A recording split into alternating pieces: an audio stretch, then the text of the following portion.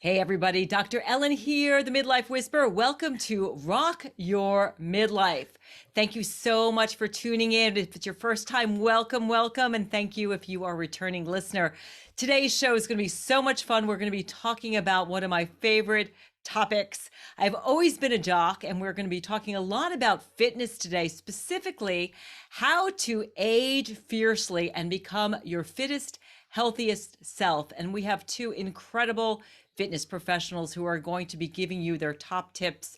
So you might want to grab a piece of paper, your journal, and write some things down, because I know today's show is really going to help you. I know that when I work with women, getting fit can be a real challenge, but it doesn't have to be. I think the thing to do is to really start thinking about movement as something that is enjoyable, that you love. And we're going to really share multiple ways that you can work on getting stronger, working on your cardiovascular fitness, as well as your flexibility. You know, I have always been a jock.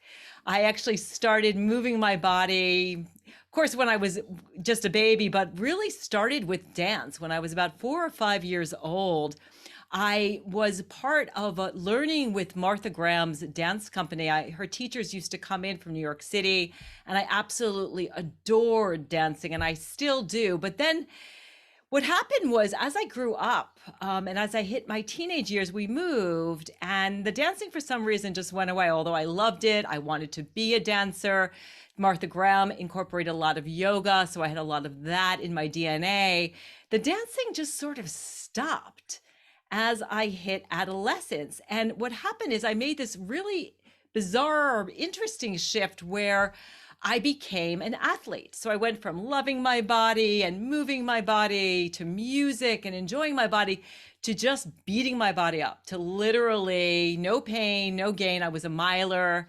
I could run a 540 mile. I was super competitive. It helped me get into college, but it really broke that connection with my body, that beautiful connection that we all can have. And one of those things that yoga brings to you is that body mind connection that each of us can cultivate. So that kind of got really smashed, and that really led to eating disorders. I had anorexia before people knew what anorexia was.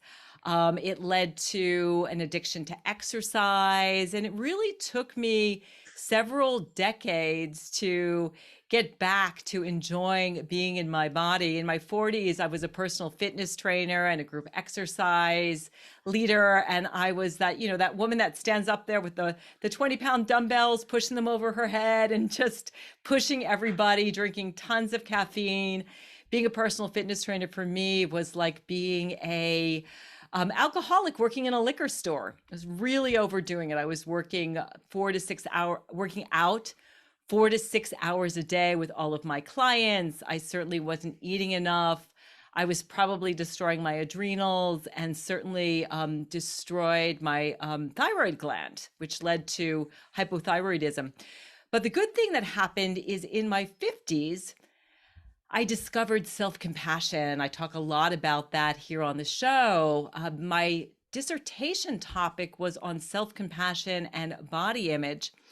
And I discovered that self-compassion actually improves body image. My research showed that self-compassion reduces body shame, body dissatisfaction, self-worth based on appearance, and it improves body appreciation. And so as part of my study, Kristen Neff, who I was working with, who's kind of the top guru pioneer in this area of self-compassion, required me to learn self-compassion. So as I practiced, the eating disorders went away, the negative body image went away, and that exercise addiction also went away. And now I have a really lovely, healthy relationship with my body, which is really serving me so well. I have rediscovered yoga. I actually rediscovered it in the training for the self-compassion because there was daily yoga practice was available. So I started a daily yoga practice. And really now listening to my body, loving my body, appreciating it. Wherever you're at, though, it's really never too late to start to develop that body, mind, spirit relationship with your body, to start moving your body, To move your body because you love yourself, not because you think, well, gee, if I lose the weight, if I get all cut up and have a six-pack abs, then I'll feel good about myself. That is total BS. Absolutely does not work. What works is moving your body because you love yourself. And unfortunately, about 1 in 4 adults in the US don't exercise at all. And it doesn't have to be hard or hurt to get benefit. Movement has so many benefits. It helps you control your weight or lose weight. It reduces your risk of heart disease. It helps your body manage blood sugar and insulin levels. It strengthens your bones and muscles. It improves your cognitive abilities, your mental health, and your mood. It reduces risks for some cancers, and it improves sleep and increases longevity. And for me, moving my body is the way that I age fiercely, and it's helped me to become my fittest self, particularly as I am going through right now. I'm going through radiation for stage 1 breast cancer, and I'm really not that tired. I was doing my 10,000 steps after my surgery. I'm still today, I did my 10,000 steps and I went swimming. I've got my purple kayak ready to go. So exercise, if we could put it in a pill, it would be the pharmaceutical to end all pharmaceuticals. But fortunately, it's something that all of us can do. And our next guest is really going to inspire you to get moving. She is Beth Shaw, and she is a creative visionary and entrepreneur who has redefined wellness in America. She's the author of 4 books and host of Make America Healthy radio show right here on Voice America. Her work has challenged industrialized wellness and paved the way for passionate and responsible approaches to all around wellness. She is the founder of Yoga Fit Training Systems, which is the largest yoga training school in North America. And Beth revolutionized the fitness industry by bringing yoga into the mainstream with her inclusive and impactful style of yoga for over 22 years. And she has been exploring, researching, and developing fitness and wellness programs for more than 25 years. Super honored to welcome you to Rock Your Midlife, Beth. Thank you so much, Dr. Ellen. Thank you for having me. And we actually met because you had me on your show. I did have you on Make America Healthy, yes. And we were really talking about what we can do, but I'm super curious. How did you discover yoga? What started your yoga journey? Well, I actually taught myself how to do guided imagery and meditation when I was 6 years old. I suffered from horrible migraine headaches. And I grew up as an only child in a family, let's just say they were not very invested in what was going on with me. So I call it spiritual intervention, but I started doing guided imagery, cured myself of the migraine headaches. I've been practicing yoga poses since I was a child, although at that time I didn't know what they were. I've been working out in health clubs since age 15. I've been studying nutrition since I was in a bad car accident in college and met some chiropractors that were really into nutrition and food combining. So for me, it's been a lifestyle from a very early age. And I'm so fortunate because I see a lot of people trying to start fitness later in life, and it takes a while for that to become a habit. So you say if you breathe, you can practice yoga. So how do you recommend for people who are sedentary or aren't in great shape? How do you start either practicing yoga or any fitness regime? You know, someone just asked me today, because I just did a video shoot, if I do yoga every day, and I do some form of yoga every day. Whether I'm just stretching my hamstrings, my hips, and my low back at the gym after I work out, which I go to the gym about 4 times a week. Whether I'm standing on my head with my red light in my face to improve cognitive function. And yoga to me is much more than just physical activity, but it's also a mindset that really helps us navigate life. And so, But, for people who do want to start, you go to YouTube, check out Yoga Fit's yoga channel. We've got lots of free classes there. You can also go to our website, yogafit.com, and take a free class. So, or, you can go to your local gym or yoga studio and just check out different classes. Just be mindful that don't quit at the first one. Like everything else, we have to find a style and a teacher that works best for us. And sometimes that takes a couple of different tries for you to really lock it in. yeah, sometimes I recommend, I have a dear friend who teaches chair yoga, which is really a revelation for people, even if you're sitting in a chair. you can get the benefits of yoga. You can get the benefits of breath, connecting with your body, the spiritual benefits. So I love that suggestion to really look at a wide array of yoga teachers and even YouTube, because I think it can be really intimidating. I know even the studio that I practice in, I'm always the oldest person in the room. And it's, I love where I practice, but I think that there is a little bit of, ageism sometimes, and it can be intimidating for somebody to No, walk I into a get that. studio. I used to live in New York City, and when I would go into some of the hot yoga studios that played like super loud rap music and were very dark, which actually happened to love all of that. I often felt like I was the oldest person in the room as well. But I'm also very fit, so I felt good about that. So, what do you find are some of the reasons that people are resistant to change? Oh, God, if I had that's like that is the $1 million question. I've been thinking about this for more than half my life. What makes people affect behavioral change? Um, you see people who drink too much, they get into a car accident, they go into AA, they stop drinking, right? So we see someone who gets cancer and then has a lifestyle change, goes on an alkaline diet, stops smoking and changes. I I wish that I had the answer for that. I think that if people have the opportunity to move their bodies enough where they really start to know how good it feels to be in a body that's working properly and that is supporting you, reaching your goals, living your best life, instead of a body that is getting in the way of you living your best life, even if you're overweight and you're trying to travel on an airplane. I travel all the time. It's heavy work, lifting your suitcases over your head, running up and down the jetways. Like life requires strength on every level. And so if we can get people to the place where they really feel like, God, my body feels so amazing, and this is my number one feeling that I want to hang on to. So I'm going to start making different choices. I'm going to start eating differently. I'm going to start eliminating certain things. It's the same thing if we were having wine and, you usually like to stop at one glass and you're thinking that second one looks good, but the second one's going to bring not a pleasant morning. You stop at one. So it's just, I wrote a book called Yoga Lean. And in that book, we talk about using yoga as a vehicle to get so in touch with your body that you know what your body needs to have nutritionally, what you need to eat, the people you need to surround yourself with, whether or not you need to take a nap or go to the gym in that moment. So I think that our body holds so much beautiful information.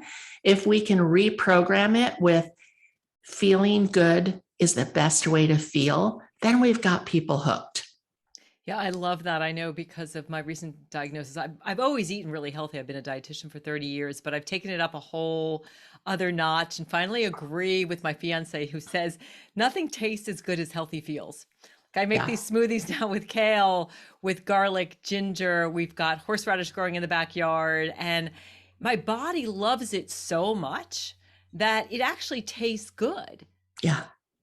But Yeah. We have to, our palates, like so many other things, have been, I'm going to just use the word destroyed by a lot of the food that's out in the marketplace now. We all know that fast food is addictive. We know carbohydrates are addictive. They even say there's something in cheese that makes you addicted to it. And as a huge fan of cheese, I believe that's true. So we need to change our taste buds and change our sensitivities around things and actually become much more sensitive. Like I can look at food and I'll know whether or not it's going to upset my stomach or not. So I just don't eat it. It's just like that chocolate cupcake that looks so good, but 20 minutes from now, you're going to have a blood sugar crash. Your veins are going to feel like the blood is moving through them very slowly. You feel sticky. And you say, you know what, as good as that cupcake tastes, I'm not going to have it because in a cost benefit analysis, which I also believe everything boils down to, the cost is not worth the benefit. And if we all looked at our choices like that, I think we'd make really different choices. Yeah, that's a wonderful way of putting it, of just saying that momentary pleasure that you get from the cupcake isn't worth the blood sugar rise and what it's going to do to your body. I think two hints I would give people if they're listening of like, okay, how do I get my eating under control and resist the cupcake, first of all, don't go hungry. It's much harder to resist the cupcake if you are starving.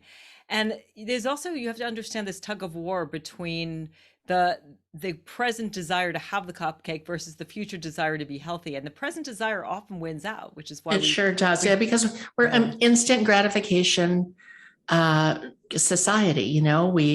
We can get a pizza delivered in 15 minutes. We can get, we can get everything on demand, and we've become rather spoiled.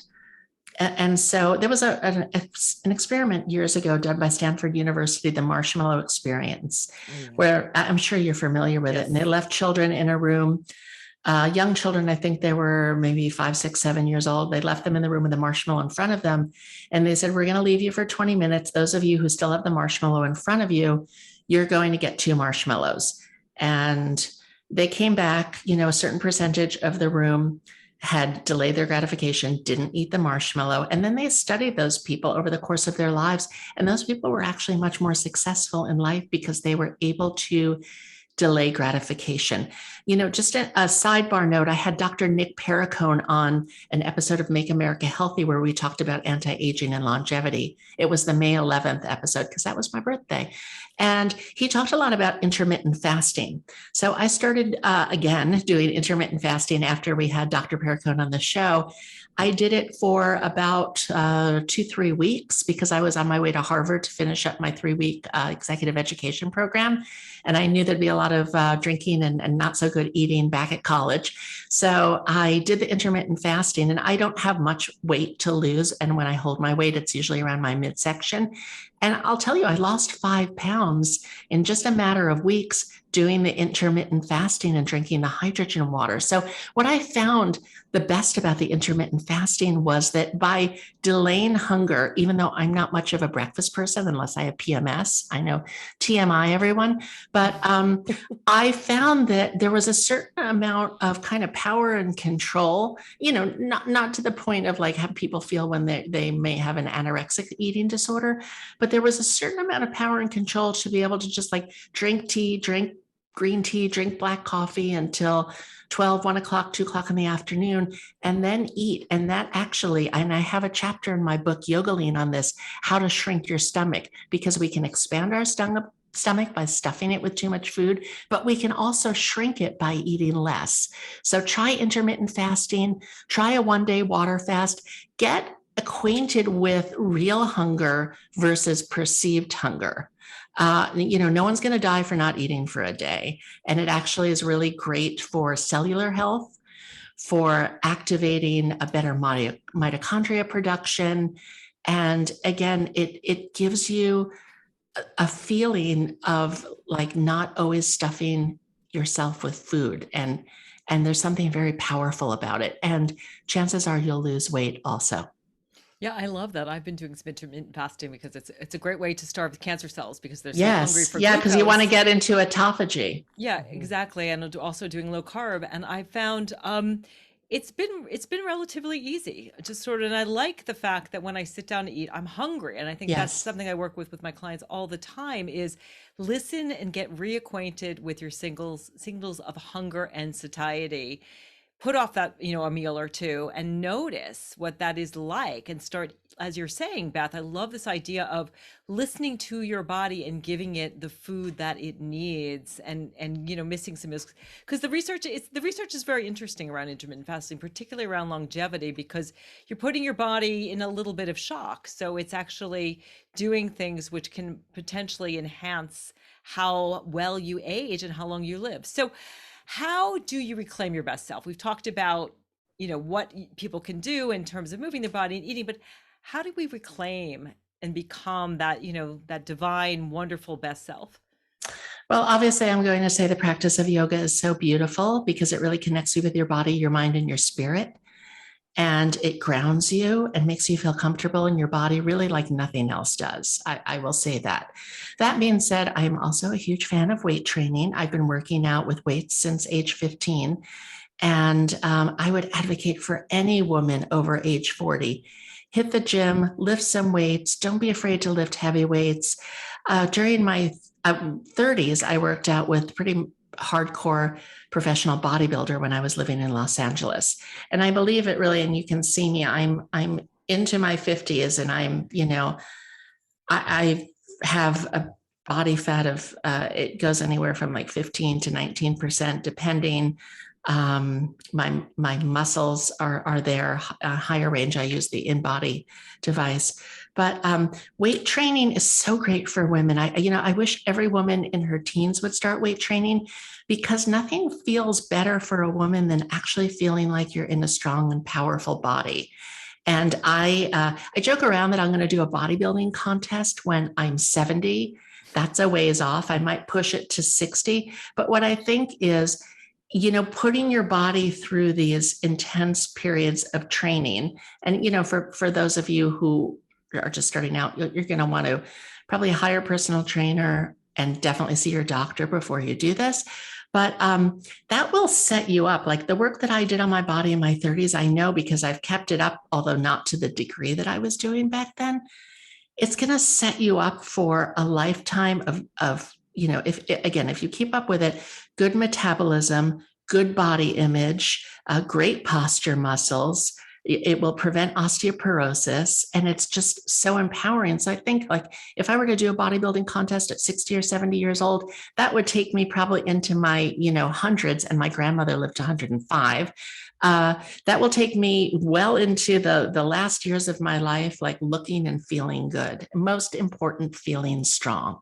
Yeah, I love that too. And that kind of all plays into this theme of today of aging fiercely.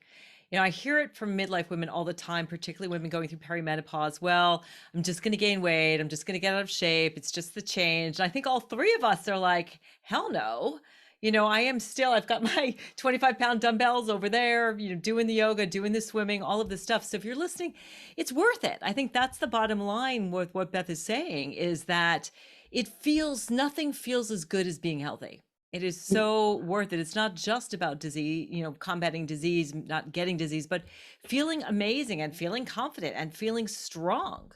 Yeah, and all women need to feel strong. We're so marginalized in so many ways as an entrepreneur and a business owner in a very male dominated industry, the fitness industry, and a member of professional groups that are, 85% men.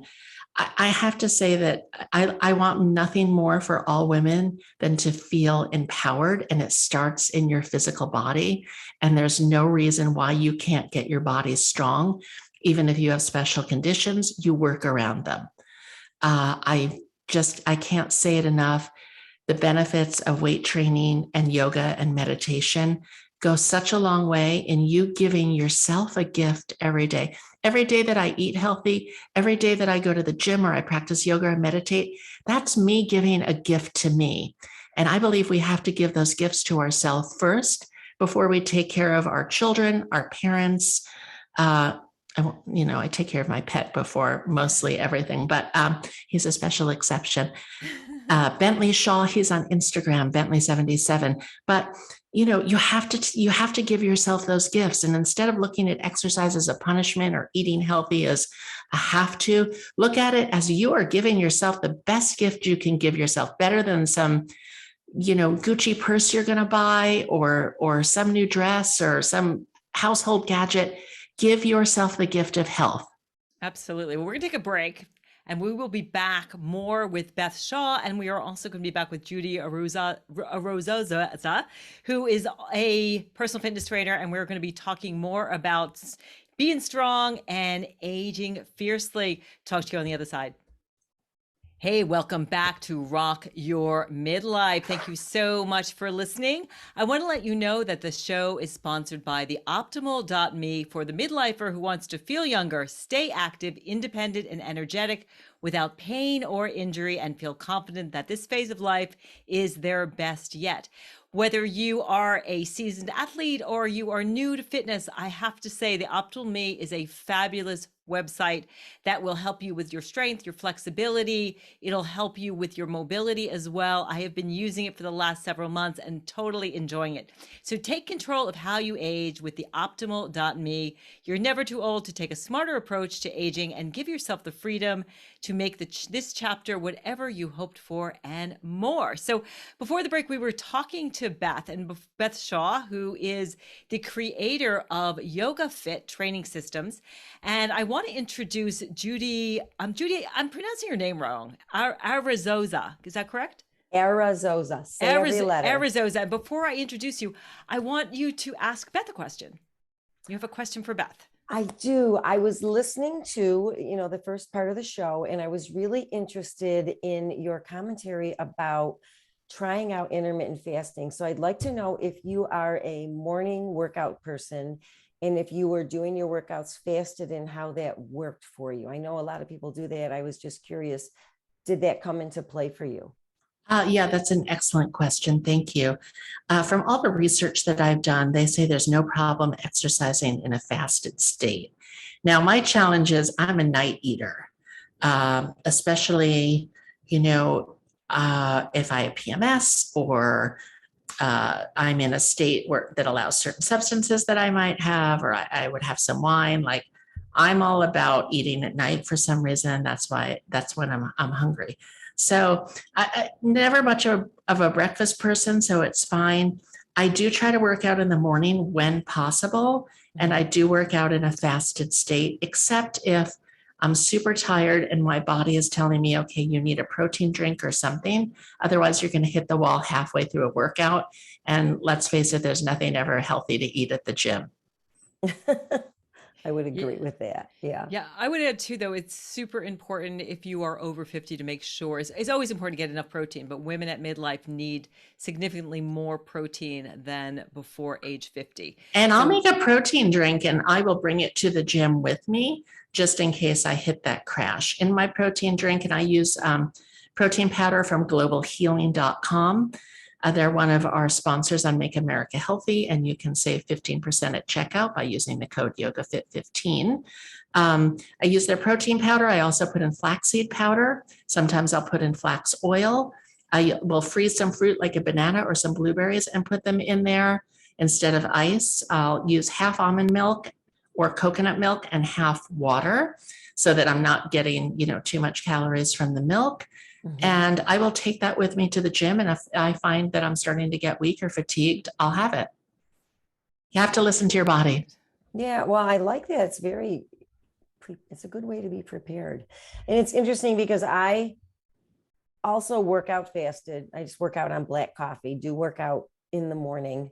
And I would say 90% of the time I'm okay. But every now and then I find it hard to get through. Like sometimes it might be a hard leg day or whatever, but most of the time not. But I am interested I was very interested in you talking about your intermittent fasting.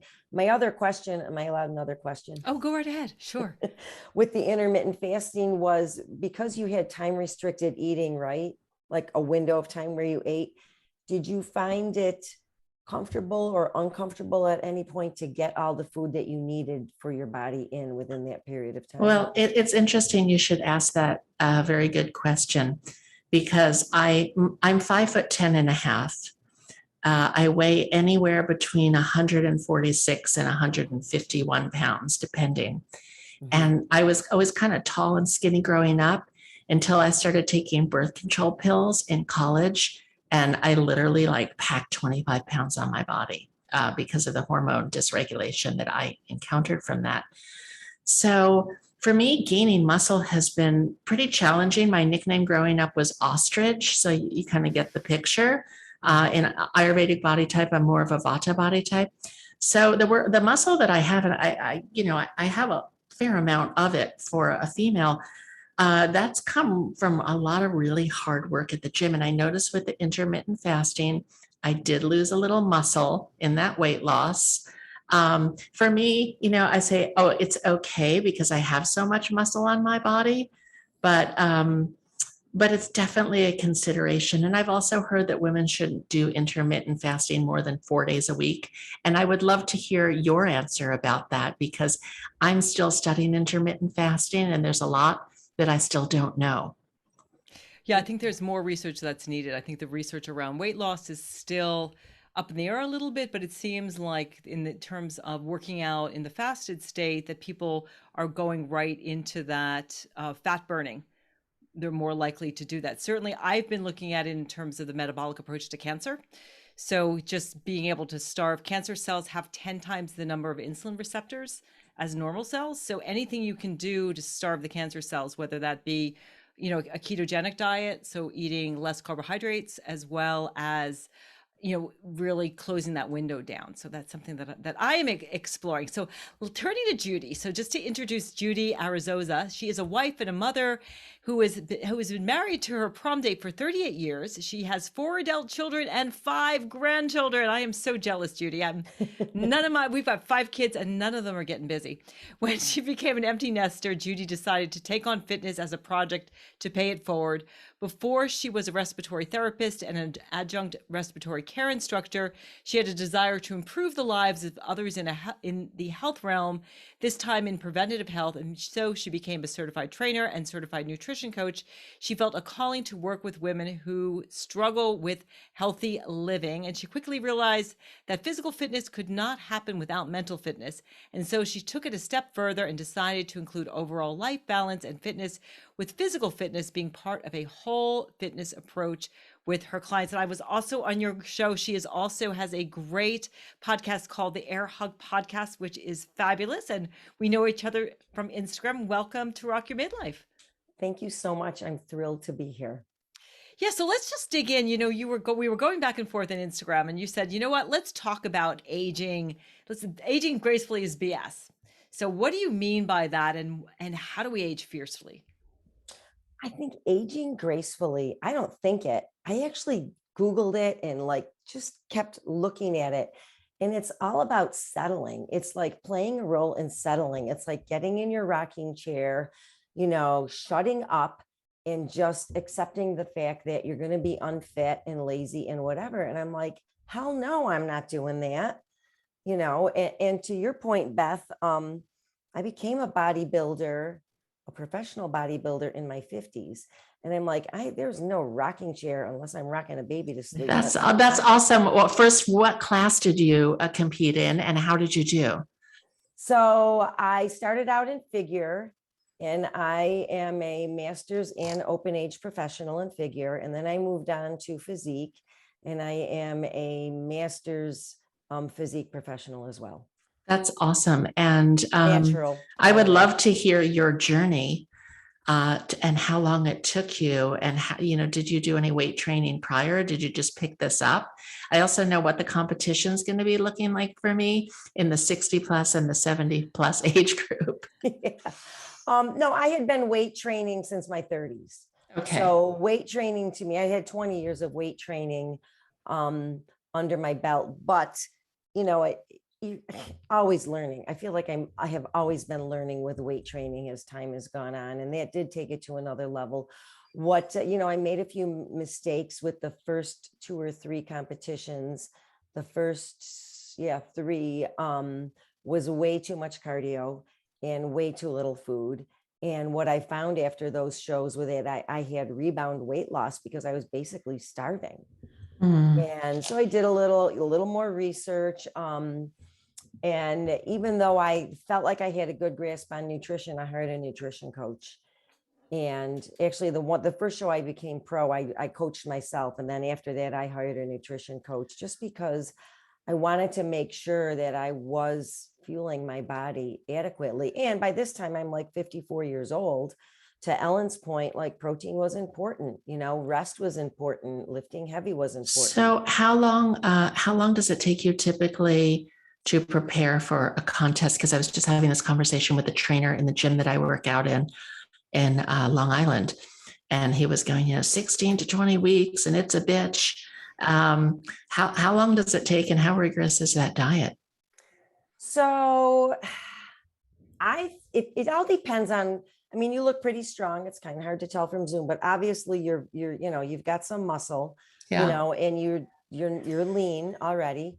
So it depends on the program, division you want to be in. I would just do figure, I think, because that's kind of the most lightweight, right?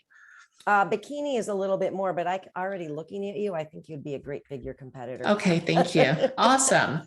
So I want to ask you, so for the mortals who How are many more listening, times can I flex my muscles on this show? I love that. You know, I said to someone the other night at a party, he's like, you look a little intimidating. And I said, you know what? I do this because I like the way it looks and feels.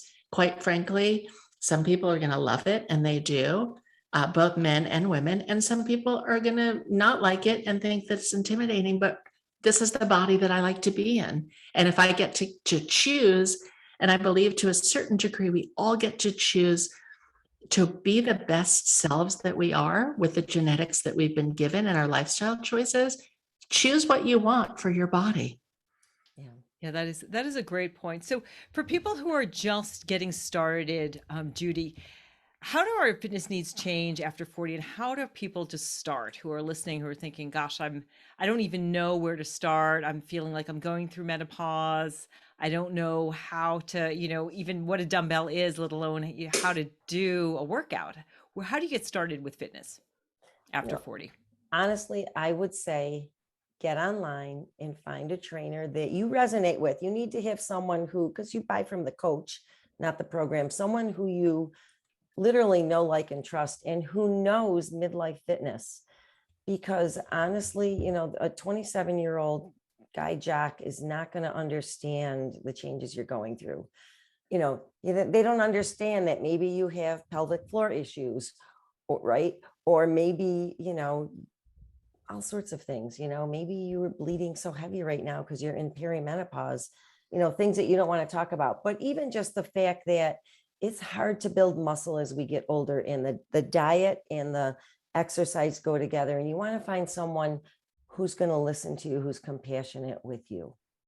And how do our needs change after 40? Well, first of all, fitness? Yeah, I think the three of us know this, but for the benefit of the audience, we are losing muscle. Pretty much we start losing muscle at age 30, and you may not see it at age 30, but between age 30 and age 50, if you haven't done anything to get stronger, you're weaker. And the estrogen actually makes it worse too. So and I have a question for you, Judy, because I always say I want to keep getting stronger as I get older. And I tell myself that is true. I'm curious as to whether or not you think that's true. I think it's true. I think it's true. I think you can continue to get stronger. I mean, so far I'm still getting stronger. I'm 61. Wow, that's awesome.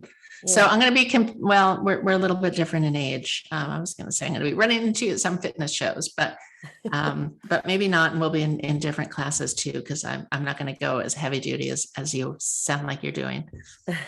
So, and what are the biggest mistakes that you see women making? I know on Instagram, I love that you're debunking all of these myths just about fitness and about nutrition. I mean, you just talked about one, which I see all the time.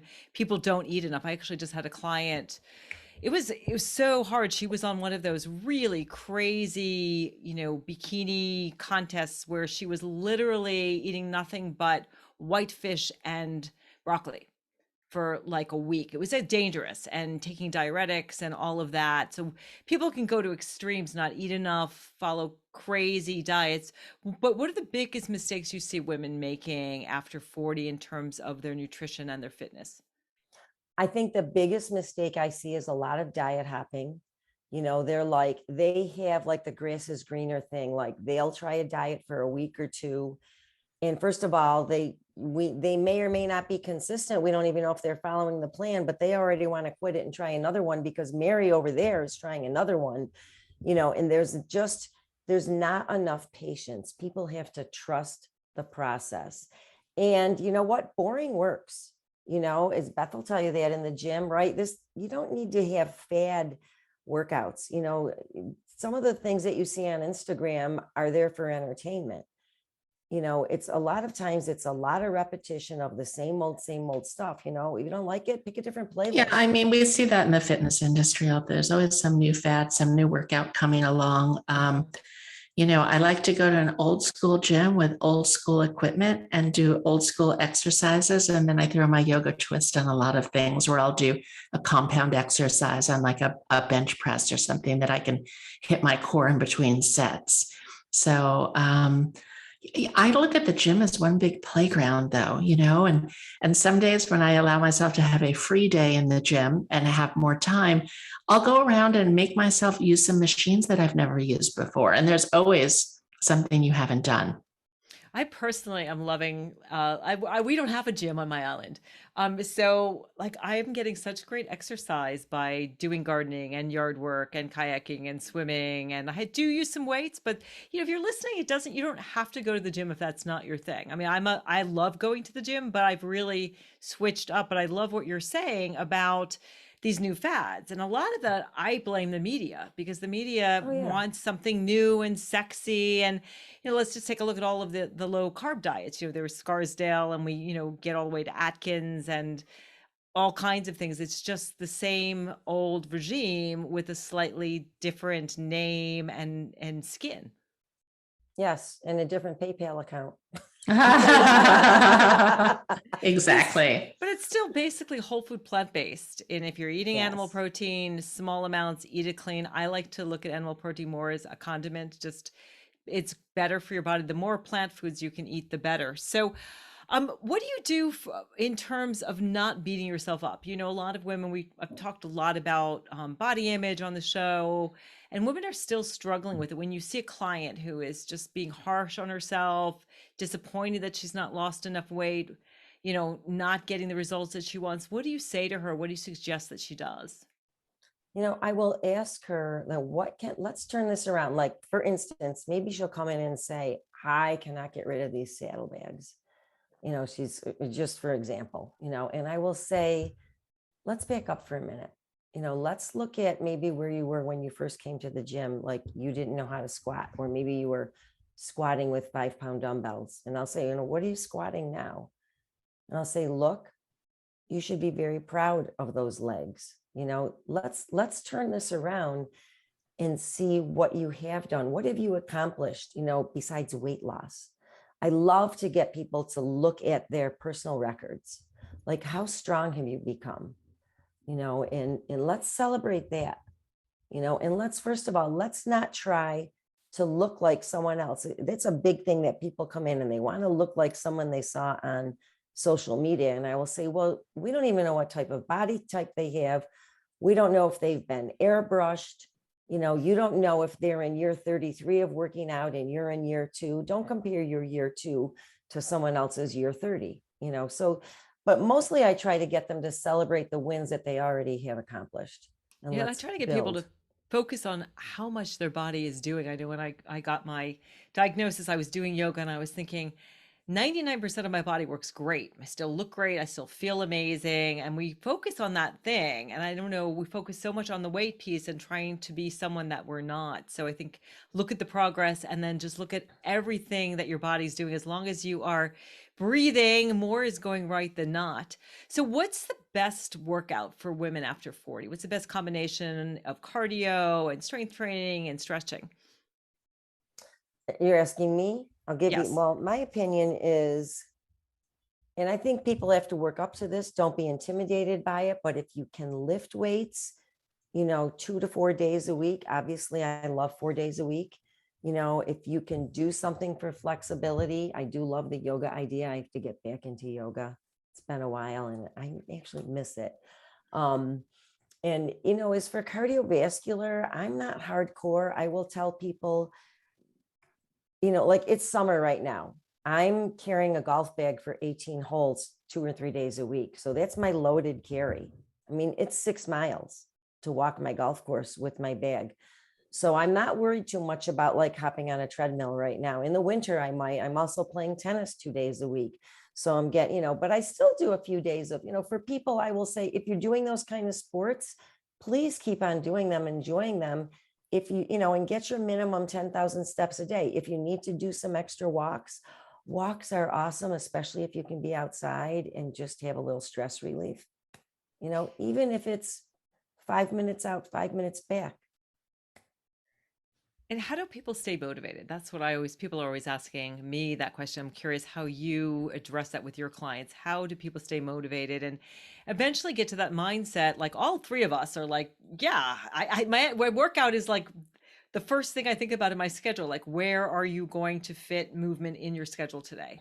But people who are not where we're at in terms of having it as a daily habit and a highlight of our day, how do you stay motivated and how do you get to that mindset where it just becomes like brushing your teeth?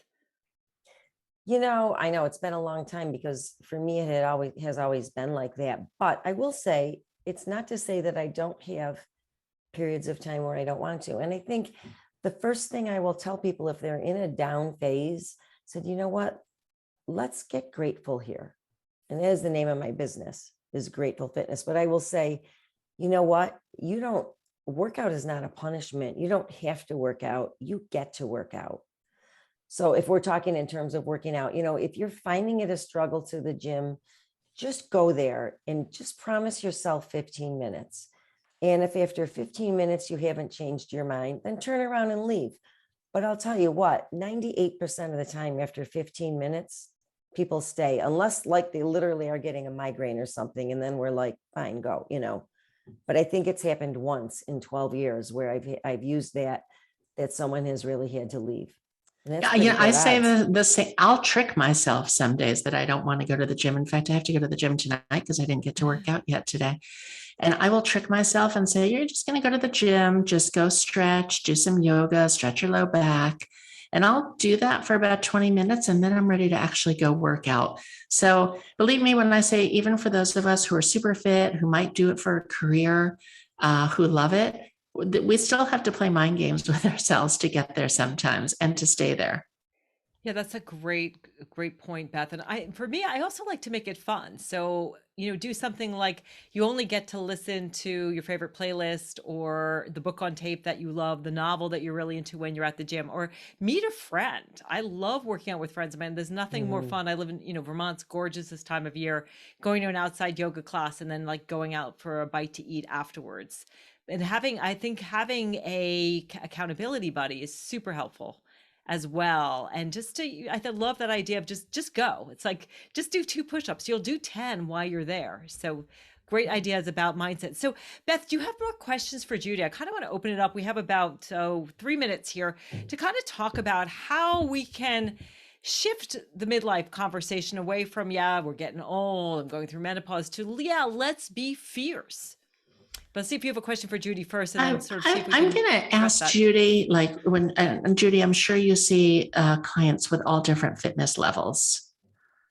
So I'm wondering like how you convince your most unfit clients that it's not just because you can, as I put in my book, Yoga Lean, you can out eat any exercise program. Like, how do you convince your clients to change their eating and drinking habits? I don't. I think it has to come from within. They have to be ready. I can make suggestions if they ask. We can talk about it. I can say, would you like me to look at your food diary? A lot of times I'll say, is there anything else I can help you with? And then literally 10 times out of 10, they're like, well, I struggle with eating.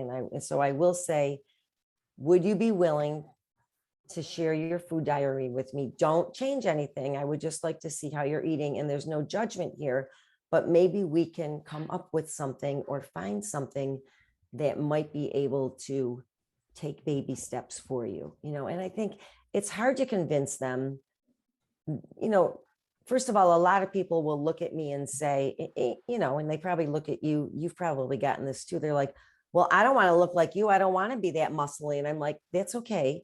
You don't have to look like I look. I don't want you to look like I look. I want you to look like the best version of you and the one that you can live with long term.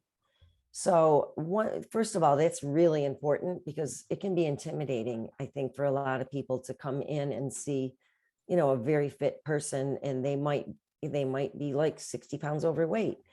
So, we start with baby steps and we'll be like, well, what is the biggest thing I love to start with people is, let's talk about eating mindfully. Can you eat slow? Can you I don't even care what you're eating right now, but can you savor it? and really enjoy it. And when they do that, they do start eating less. And All then right. it's, So, and I have one quick question for both of Actually, you. We are actually out of time, so Oh. we'll take it on the other side once we're Okay. off. But I want to thank everybody for listening, and thank you so much, Judy. Judy, where can people find you? Website, real quick. website, gratefulfitnessny.com or Judy Arizosa on all social media.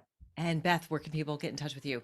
BethShaw.com, yogafit.com. Find me on Instagram, Beth Shaw Health, and I'm on LinkedIn, and I've got lots of Facebook pages. And listen to her show, Make America Healthy radio show right here on Voice America. Thank you all so much for listening. Thank you, Judy. Thank you, Beth. Thank you. Namaste. Thank you. Namaste. We'll catch you next week. Thank you. Thank you.